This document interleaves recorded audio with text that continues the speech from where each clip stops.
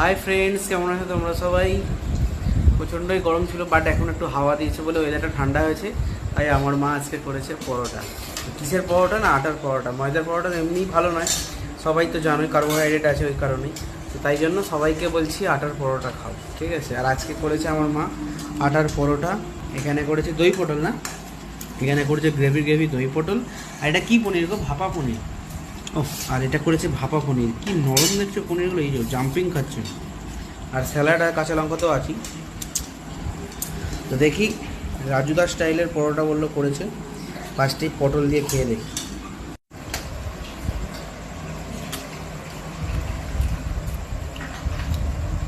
মুখে দিতেই একদম গ্রেভিটা পুরো মিলিয়ে যাচ্ছে, কোনো কথা হবে না। আর পনিরটাও একবার দেখি কেমন হয়েছে। এই যে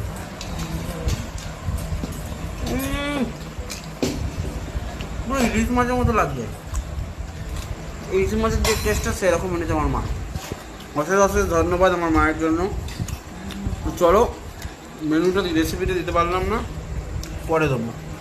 খাওয়া দাওয়া করি। আর তোমরা কি খাওয়া দাওয়া করছো আজকে রাতে? অবশ্যই কমেন্ট বক্সে জানাও তাড়াতাড়ি।